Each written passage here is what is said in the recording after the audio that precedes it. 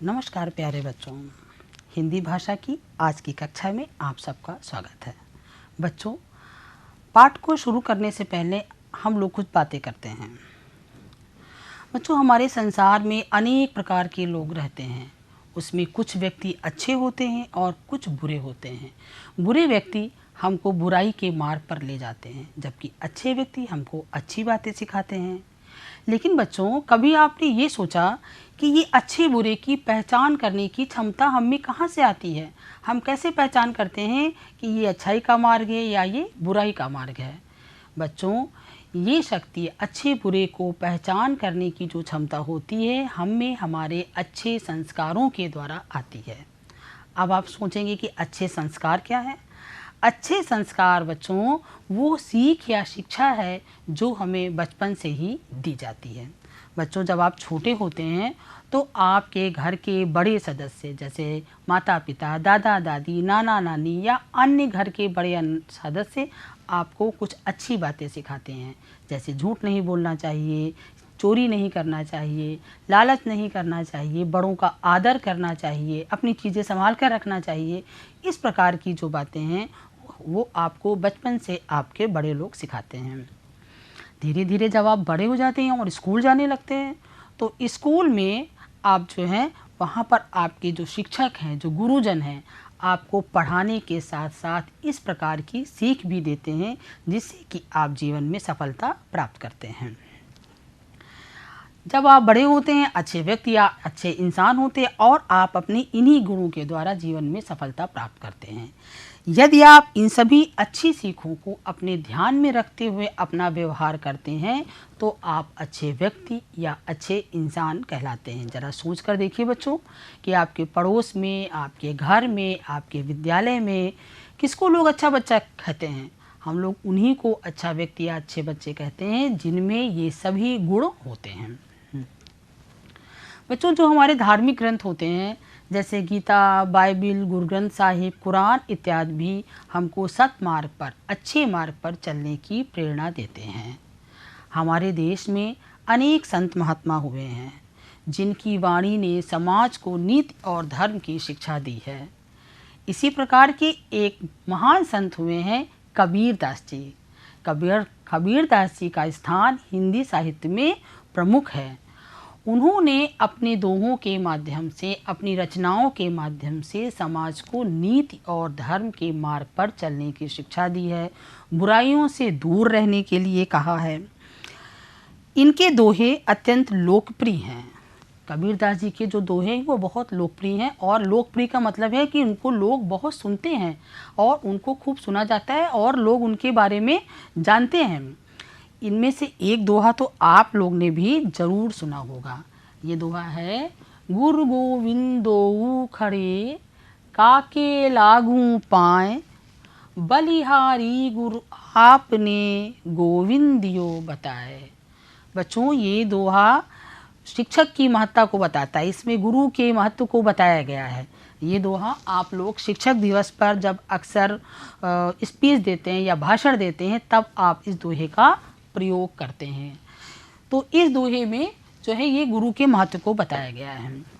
अब बच्चों, एक चीज़ और है कि आपने ये दोहे को पढ़ा और दोहे को सुना। जैसे हमने बोला, दोहा पढ़ने का अपना एक तरीका होता है। हमारी हिंदी भाषा के दो रूप होते हैं, एक होता है गद्य रूप और एक होता है पद्य रूप। जब आपने कहानी पढ़ी होगी, आपने बहुत सारी कहानियाँ पढ़ी और बहुत सारी कविताएं भी पढ़ी हुई हैं।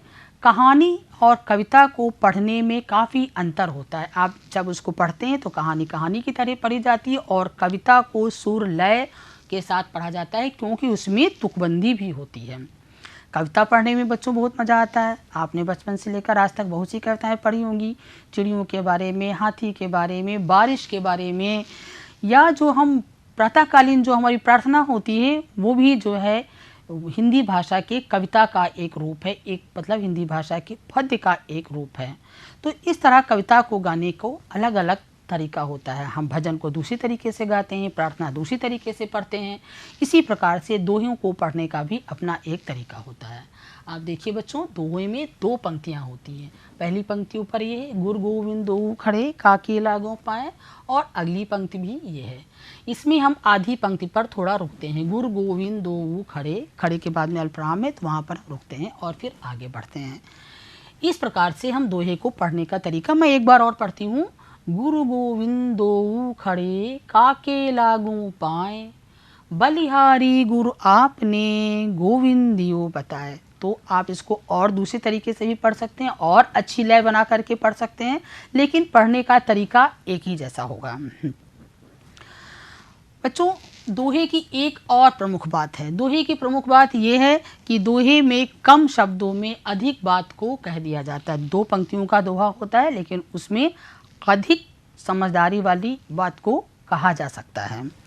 इसी प्रकार के दोहे आपकी पाठ्य पुस्तक कलरव के पाठ 12 में हैं। ये दोहे कबीरदास द्वारा रचित हैं। पाठ का शीर्षक है भक्ति नीति माधुरी। अब हम कबीरदास जी के बारे में भी कुछ जान लेते हैं बच्चों। कबीरदास जी जात पात, ऊंच नीच, धार्मिक भेदभाव आदि के घोर विरोधी थे। मतलब वो जात पात और ऊंच नीच को नहीं मानते थे, धार्मिक भेदभाव को भी वो नहीं मानते थे। उनका मानना था कि सभी धर्म समान हैं। इनका दृष्टिकोण मानवतावादी था। मानवतावादी का मतलब होता है कि मनुष्य को समान समझना। सभी मनुष्य किसी भी जात, किसी भी धर्म, गरीब अमीर, ऊंचे नीचे को वो नहीं मानते थे। इनकी रचनाओं में हमको इस प्रकार की चीज़ें मिलती हैं। इस प्रकार का उनका जो विचार है वो उनकी रचनाओं में हमको दिखाई देता है। इनकी रचनाएं 3 रूपों, साखी, सवत और रामायणी में मिलती हैं। तो बच्चों, अब हम लोग कबीरदास जी के इन दोहों को पढ़ते हैं जो कि आपकी पाठ्य पुस्तक में है। मैं इन दोहों में से प्रत्येक दोहे को 2 बार पढ़ूंगी और आप जो हैं उसके बाद में आप पहले मैं पढ़ूंगी, फिर आप मेरे साथ में पढ़िएगा। तो पढ़ते हैं दोहे। साँच बराबर तप नहीं, झूठ बराबर पाप, जाके हृदय साँच है, ताके हृदय आप। अब आप लोग भी पढ़िए।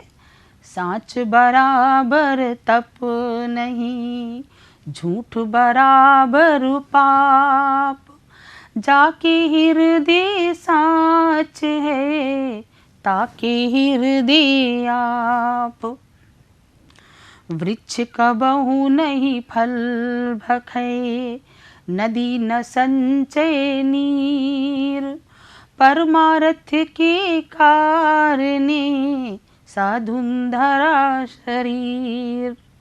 वृक्ष कबहु नहीं फल भखे, नदी न संचय नीर, परमार्थ के कारणे साधुन धरा शरीर।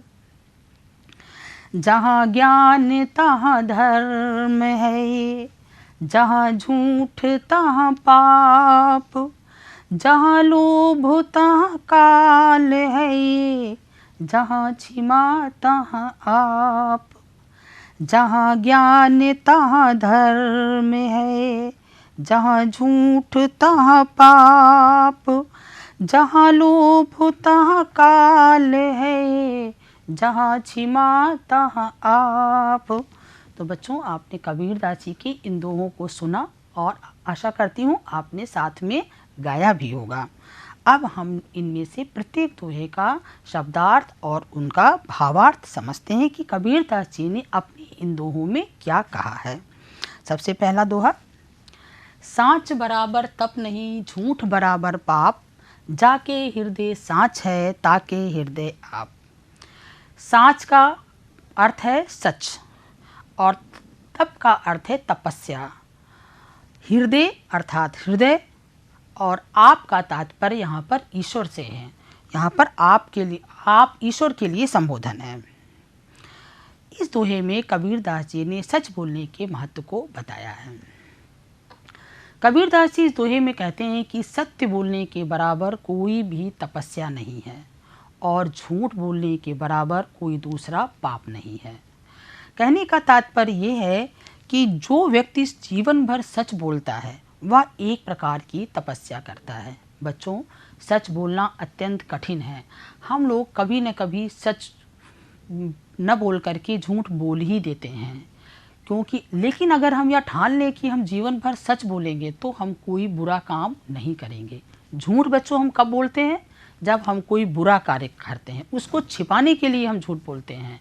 लेकिन यदि कोई व्यक्ति यह ठान लेता है कि वह कभी झूठ नहीं बोलेगा तो वो बुराई के मार्ग पर जाएगा ही नहीं, क्योंकि अगर बुरा करेगा तो उसको झूठ बोलना पड़ेगा। इसलिए कबीरदास जी ने सच को, सत्य बोलने को सबसे बड़ी तपस्या बताया है। जो व्यक्ति सच बोलता है उसका सत्य व्रत, उसका सत्य बोलना उसे अनेक प्रकार की बुराइयों और दुर्गुणों से दूर रखता रहता है। झूठ बोलना सबसे बड़ा पाप है। झूठ बराबर पाप। झूठ बोलना सबसे बड़ा पाप है, क्योंकि झूठ स्वयं अनेक बुराइयों को जन्म देता है। जब हम एक झूठ बोलते हैं तो उसके लिए हमको 10 झूठ और बोलने पड़ते हैं उस झूठ को छुपाने के लिए। अगली लाइन में कबीरदास जी कह रहे हैं कि जाके हृदय सांच है, ताके हृदय आप। जिस व्यक्ति के हृदय में, जिस व्यक्ति के मन में सत्य का प्रकाश होता है या सत्य व्रत होता है, उसी के हृदय में ईश्वर का भी निवास होता है। कहने का तात्पर्य आपका जो संबोधन है वो आप ईश्वर के लिए प्रयोग किया गया है।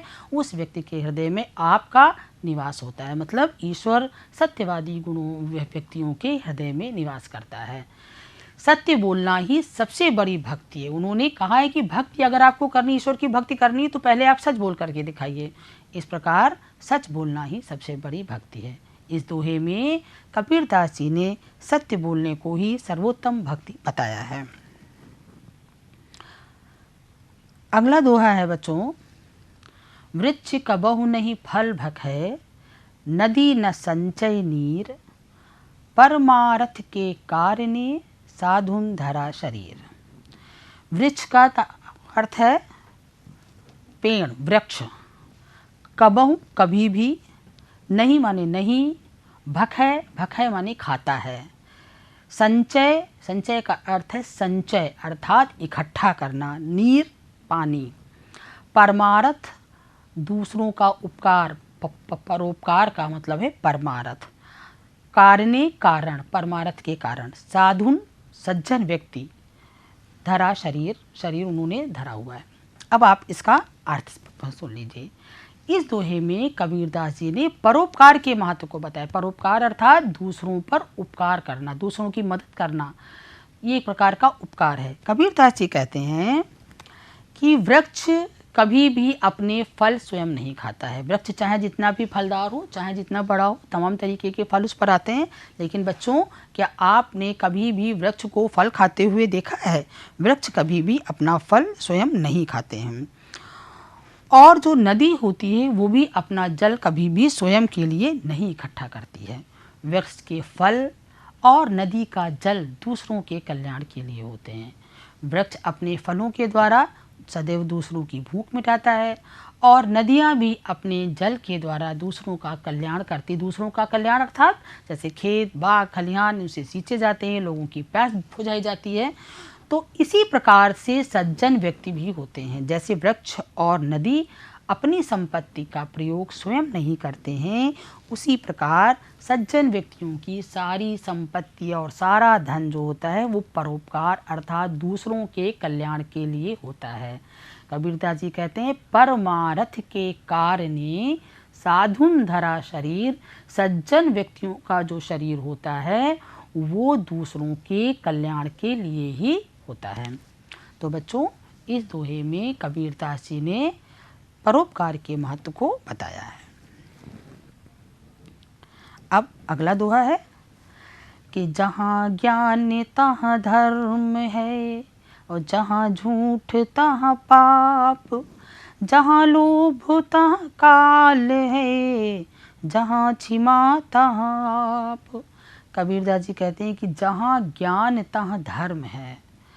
अब यहाँ पर उन्होंने ज्ञान के महत्व को बताया है, क्योंकि जो व्यक्ति ज्ञानी होता, अगर हमने ज्ञान को प्राप्त किया, अगर हमारे पास ज्ञान है तो भी हम धर्म के मार्ग पर चल सकते हैं। ज्ञानी व्यक्ति कैसे धर्म के मार्ग में, जब हमारे पास ज्ञान ही नहीं होगा ये समझने का कि ये अच्छाई है या ये धर्म का मार्ग है या धर्म का मार्ग है, तो हम उस मार्ग का चुनाव कैसे करेंगे। इसलिए ज्ञान व्यक्ति के लिए अत्यंत आवश्यक है और ज्ञान जो है हमको वो धर्म के मार्ग पर चलना सिखाता है। तहाँ का मतलब है तहाँ मतलब वहाँ, और लोभ का तात्पर्य लालच से है, और क्षमा का अर्थ है क्षमा। जहाँ झूठ तहाँ पाप, और जहाँ झूठ होता है, झूठ को कबीरदास जी ने फिर से कहा है कि झूठ जो होता है हमें पाप के मार्ग पर चलने के लिए प्रेरित करता है। झूठ सबसे बड़ी बुराई है जिसको कि कबीरदास जी ने बार बार कहा है। फिर जहाँ लोभ तहाँ काल है, काल का अर्थात होता है मृत्यु। हम काल को मृत्यु का देवता मानते हैं ना, तो काल से तात्पर्य यहाँ पर मृत्यु से, विनाश से है। जो व्यक्ति लालची होता है, अगर कोई व्यक्ति लालच करता है तो वो लालच का जो अवगुण है वो उसके व्यक्तित्व का विनाश कर देता है। कैसे कर देता है? अगर कोई व्यक्ति लालची है और उसने किसी की कोई अच्छी चीज़ देख ली, तो उसका सारी बुद्धि, उसका सारा दिमाग उस व्यक्ति की चीज़ को प्राप्त करने में लग जाएगा। वो स्वयं प्रयास करना छोड़ देगा। जब वह स्वयं प्रयास करना छोड़ देगा तो उस व्यक्ति का अस्तित्व, उसका व्यक्तित्व अपने आप समाप्त हो जाएगा। इसलिए लालच व्यक्ति को विनाश के कगार तक पहुंचा देता है। इसलिए हमें लालच भी नहीं करना चाहिए। अगली पंक्ति है जहाँ क्षमा तहाँ आप। अब यहाँ पर क्षमा अर्थात क्षमा, माफ़ करने को कबीरदास जी ने सर्वोत्तम गुण बताया है। कबीरदास जी का कहना है कि जो व्यक्ति माफ़ कर देता है वो एक प्रकार का ईश्वरीय गुण प्राप्त कर लेता है, वो ईश्वर के समान हो जाता है, क्योंकि माफ़ करना ईश्वरीय गुण है। कुछ लोग होते हैं जो कि छोटी छोटी बातों पर नाराज़ हो जाते हैं, उनको गांठ बांध करके रखें। अगर हम क्षमा नहीं करेंगे तो हमें बदले की भावना आ जाएगी। जो बदले की भावना होगी तो हम बुराई के मार्ग को पकड़ लेंगे। इसलिए व्यक्ति को क्षमा करना अवश्य आना चाहिए, जिससे कि उसमें अन्य अवगुणों का विकास ना हो सके। इसमें कबीरदास जी ने क्षमा और ज्ञान को सर्वोपरि माना। उनका कहना है कि क्षमा और ज्ञान हमारे लिए अत्यंत आवश्यक है। तो बच्चों, आपने इन दोहों को पढ़ा, दोहों का अर्थ जाना और कबीरदास जी के इन दोहों में निहित विचारों को भी आपने समझा। मैं आशा करती हूँ आपको ये दोहों का अर्थ अच्छी प्रकार समझ में आ गया होगा। अब दोहों पर आधारित कुछ प्रश्न हैं जिनके उत्तर आपको देने हैं। बच्चों, कबीरदास जी ने किसे सबसे बड़ा तप बताया है? सोचिए और सोचकर आप इसको बताइए। कबीरदास जी ने किसे सबसे बड़ा तप बताया है?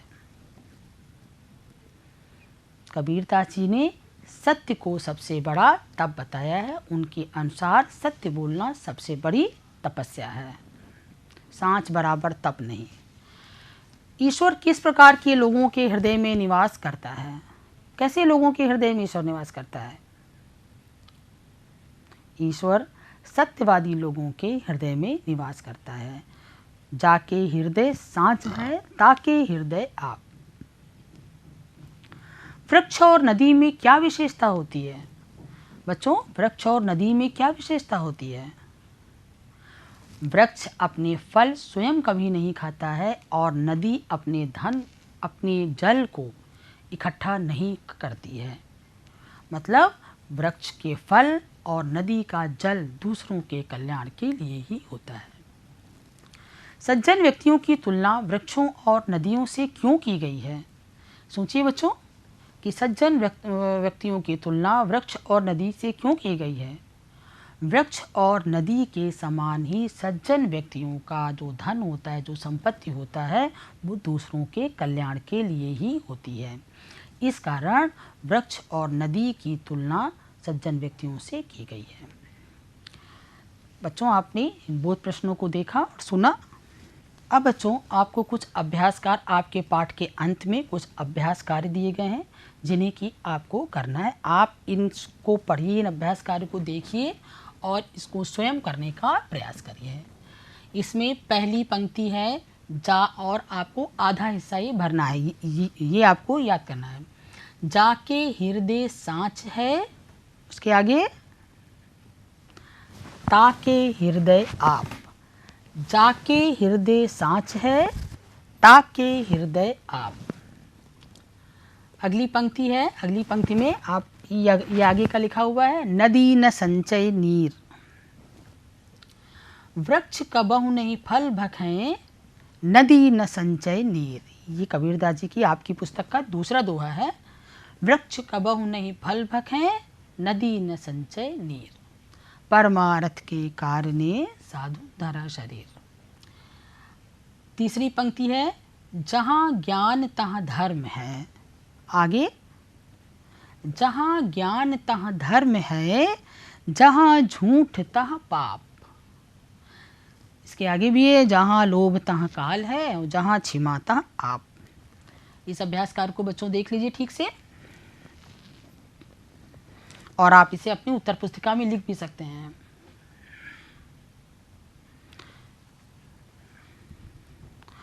अब बच्चों एक और अभ्यासकार, अगला अभ्यासकार है जिसमें कि आपको तद्भव शब्दों का तत्सम रूप बताना है। अब आप सोचेंगे बच्चों की तद्भव और तत्सम क्या होता है, तो तद्भव और तत्सम हम आपको बताते हैं। बच्चों हमारी मातृभाषा हिंदी है और हमारी हिंदी भाषा के अधिकतर शब्द संस्कृत भाषा से आए हैं। दोनों भाषाओं की लिपियां भी समान है, देवनागरी लिपि है दोनों की। लेकिन हमारी हिंदी भाषा में संस्कृत के कुछ शब्दों को उनके मूल रूप में ही प्रयोग किया जाता है। जिन शब्दों को हम मतलब जो संस्कृत भाषा के कुछ शब्द हिंदी भाषा में ज्यों के त्यों प्रयोग किए जाते हैं, तो ऐसे शब्दों को हम तत्सम शब्द कहते हैं। जो शब्द संस्कृत भाषा से मूल रूप में हिंदी में आए हैं, उन शब्दों को हम तत्सम रूप कहते हैं। लेकिन कुछ शब्द ऐसे हैं जो समय के साथ धीरे धीरे बदल गए हैं और उनको हमने अपना करके बोलचाल की भाषा में प्रयोग कर लिया है। तो ऐसे शब्द जो संस्कृत से बदले रूप में हिंदी भाषा में आए हैं, उन्हें हम तद्भव शब्द कहते हैं। जो बदला हुआ रूप है वो तद्भव शब्द है और जो मूल रूप है शब्दों का वो तत्सम है। बच्चों अब हम आपको इन तत्सम शब्द और तद्भव शब्दों के को हम कुछ कार्ड दिखाकर बताते हैं जिससे कि आपको ये आसानी से समझ में आ जाएगा। बच्चों देखिए, ये है मोर। ये शब्द है मोर, जिसको कि हम अपनी आम बोलचाल की भाषा में प्रयोग करते हैं। मोर नाचता है, पक्षी होता है। लेकिन जो इसका मूल शब्द है, जो संस्कृत शब्द है, वो है मयूर। ये मयूर मूल शब्द है जिसको कि हमने आम बोलचाल की भाषा में मोर कहना शुरू कर दिया है। तो मोर हुआ तद्भव और मयूर हुआ उसका तत्सम रूप शब्द का। इसी प्रकार से दूसरा शब्द है दूध। दूध शब्द का हम प्रयोग करते हैं कि दूध पीना है, दूध सफ़ेद होता है। तो ये दूध शब्द जो है ये तद्भव शब्द है जिसको कि हमने बदल करके प्रयोग किया है और इसका जो मूल शब्द है वो है दुग्ध। दुग्ध ये मूल शब्द है, ये संस्कृत भाषा का मूल शब्द है। तो ये हुआ तत्सम और ये हुआ तद्भव शब्द। इसी प्रकार से एक शब्द है आम, जो कि फल है। आम मीठा होता है। तो ये आम शब्द जो है ये हमारा तद्भव शब्द है। ये इसको हमने बोलचाल की भाषा में प्रयोग कर लिया और इसका मूल रूप है आम्र। आम्र शब्द संस्कृत भाषा से आया हुआ है। तो आम तद्भव और आम्र तत्सम। इसी प्रकार से देखिए ये शब्द है रात। रात हिंदी भाषा में प्रयोग किया जाने वाला तद्भव शब्द है और रात्रि जो है इस रात का तत्सम रूप है। फिर देखिए एक शब्द है सोना। सोना वो जिसकी के आभूषण बनाए जाते हैं, सोने का हार, सोने के कंगन, ये सोना शब्द है। ये सोना जो है ये हिंदी भाषा में प्रयोग किया जाने वाला तद्भव शब्द है और इसका तत्सम रूप है स्वर्ण। इसी प्रकार से एक और अन्य शब्द का हम यूज़ करते हैं बहु। बहु तद्भव और इसका तत्सम है वधु, जो कि संस्कृत भाषा का मूल शब्द है। आशा करती हूँ बच्चों अब आपको तद्भव और तत्सम शब्द अच्छी प्रकार समझ में आ गए थे। अब आप कबीरदास जी बोलचाल की भाषा का प्रयोग करते हैं। कबीरदास जी ने अपने दोहों में बोलचाल की भाषा का प्रयोग किया है, तो इसलिए उन्होंने अधिकतर तद्भव शब्दों का ही प्रयोग किया है। उन्होंने संस्कृत भाषा के तत्सम शब्दों का प्रयोग इसलिए नहीं किया कि वो आम बोलचाल की भाषा में अपनी कविता लिखते थे और उसको लोगों तक पहुंचाना चाहते थे, जिससे कि लोग उनकी बात को आसानी से समझ सकें। देखिए, इन्होंने प्रयोग किया है साँच। साँच का मतलब हुआ सत्य, लेकिन इसका ये तद्भव है और ये इन शब्दों के तत्सम रूप है। साँच सच। हृदय तद्भव रूप और इसका शुद्ध रूप हृदय। वृक्ष, वृक्ष का तद्भव रूप, ये वृक्ष तद्भव रूप है, इसका तत्सम रूप है वृक्ष।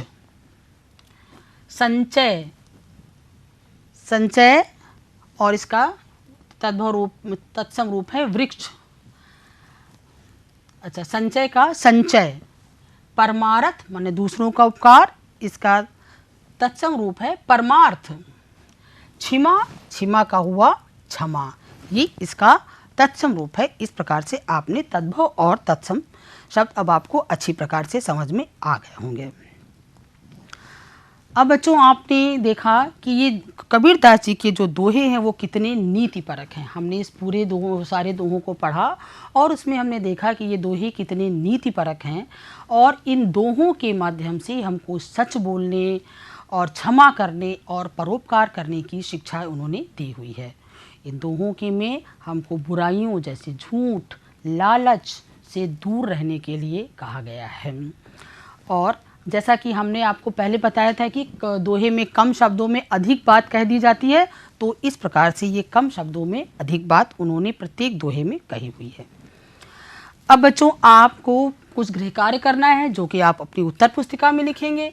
गृह कार्य के लिए आपको ये पहली, जिसमें 2 पंक्तियां हैं, जिसका आपकी भावार्थ लिखना है। परमार्थ के कारणे साधुन धरा शरीर। बच्चों, एक बात आपको बता दें कि ये गृह कार्य जब आप भावार्थ लिखते हैं किसी भी पंक्ति का, तो उसमें आप संदर्भ और प्रसंग का प्रयोग जरूर करेंगे। जब आप इसका संदर्भ लिखेंगे, संदर्भ में हमको अपनी पाठ का नाम, कविता का नाम और कवि का नाम बताना होता है। प्रस्तुत पंक्ति हमारी पाठ्य पुस्तक कलरव के पाठ 12 के भक्ति नीति माधुरी नामक शीर्षक से ली गई है। फिर आप इसका प्रसंग लिखेंगे। प्रसंग में आप लिखेंगे कि इस दोहे में क्या बताया गया है या इस पंक्ति में क्या बताया गया है। तो आप लिखेंगे, इस पंक्ति में कबीरदास जी ने परोपकार के महत्व को बताया है।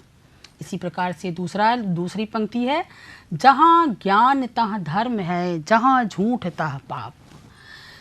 जहाँ ज्ञान तहाँ धर्म है, आप इसमें भी इसी प्रकार से संदर्भ और प्रसंग का प्रयोग करेंगे और फिर आप इसका भावार्थ लिखेंगे। यहाँ ज्ञान के महत्व को और झूठ नामक बुराई से दूर रहने के लिए कहा गया है।